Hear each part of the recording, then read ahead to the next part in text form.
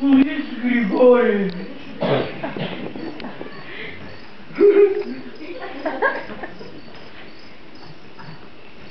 Борис Григорьевич! Надалеч ли благоволявате да отивате, господин? Не! Къщи!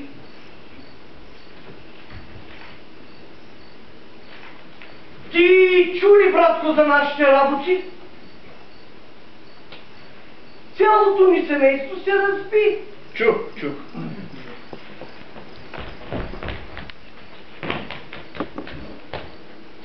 Аз ходих в Москва. Знаеш това, нали? Преди тръгване, маминка ми дава наставления, аз щом тръгнах ще запих. Радвах се, че съм се измъкнал на воля и преди тръгване пих, и преди път пих. И в Москва вече пих! Ама толкова много, да чак и на теб да ти се прииска. Да пинеш. Ей, за цяла година си отгорях. Абе, веднъж не съм се сетил за вкъщи. И да бях се сетил, можеше ли да ми дойде на ум какво става тук? Ти чули? Чух.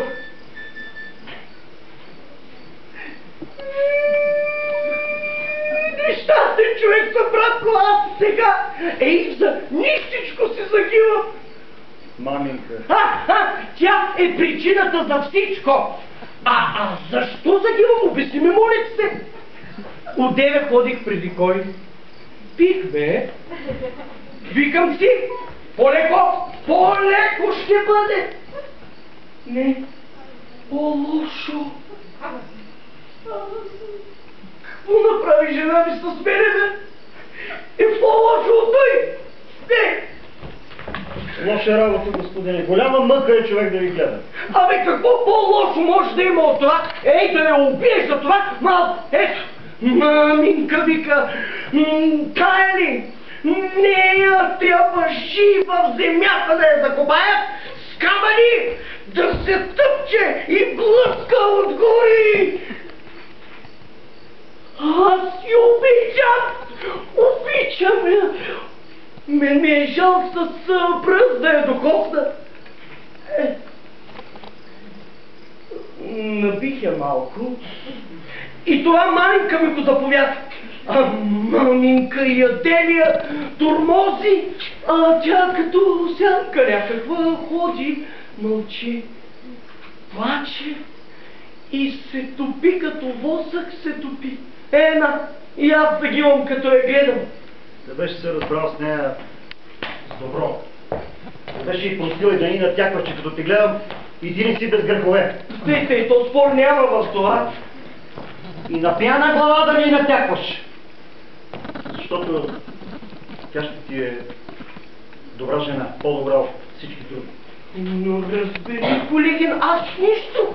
Ама, маминка, нима с нея може да се разбереш, а? Крайно време е, господине, да заживеете със собствен ум. Какво сега? Да се разкъсам ли? Нали знаете какво говорят за вас? Нямам, казват свой ум. Точно така. Ама аз и той лето имам. Какво? И той лето имам. Какво? Ще го пропия. Ще го пропия. Да може маминка съвсем като идиот, като глупак да се ме гледа. Ще го пропия. Какво говорите? Какво правите, господине? А Борис Григорьевич? Кой? Борис Григорьевич, кой? Борис Григорьевич ли? Борис Григорьевич ли? Подлецът! Сибир за него! Сибир за него! Чичо му го праща при някакъв познат. 3 години там да седи. И той какво? Няка се, плаче.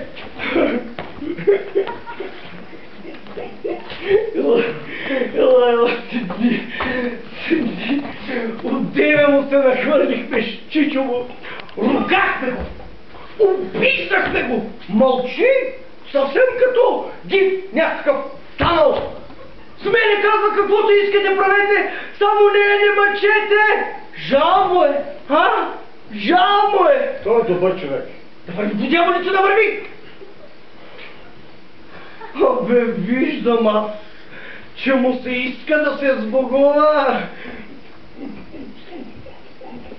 Така се измъчва. Малко му е. На парчета трябва да се разкъса. Да си знае. Да се къса. Да си знае.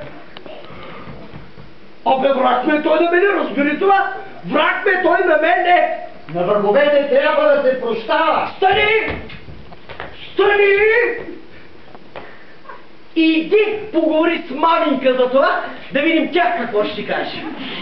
Чакай! Айде, тръгвай! Цялото ни семейство се разби на парчета. А сякаш не сме роднини, а врагове. А Варенка избяга. О, както избяга, бе. Не знам, с Ванката Кудряш избягали някъде и него никъде не могат да го намерят. Ай, това право да си кажем е пак заради маменька, защото започва много да измъчва и да заключва. Бе, не заключвайте, казва, по-лош ще стане. Ето, стана тя, каквато стана. Кажи ми сега какво да правя. Научи ме, моля ти се, как да живея. Къщата ми противя. От хората ме е срам. Искам да се захвана с някаква работа. Не мога. Ръцете не ме държат. А сега съм тръгнал да се прибирам вкъщи.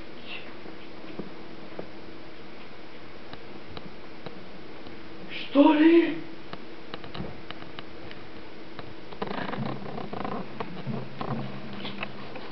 Тихон Иванич, Тихон Иванич, Тихон Иванич, Тихон Иванич, Тихон Иванич, Тихон Иванич. Да! Какво има? Беда се случи вкъщи. Господи, едно се друго! Какво има там? Жена ви. Какво? Умря ли? Не. Отида някъде. Не мога никъде не мога. Като че ли търся я потъна. Няма я. Като че ли търся я потъна. Отдавна ли няма? Отскоро. Тихон Иванич, отскоро. Да. Трябва, брат, да тръгваме. Да я търсим. Да тръгваме, да бягаме, да я търсим. Аз най-много се притеснявам от това, най-много ме е страх, тя от скръп нещо да я направи с живота си. Трябва да тръгваме, да я търсим. Така се измъчва. Да тръгваме, да я търсим. Да тръгваме, да я търсим.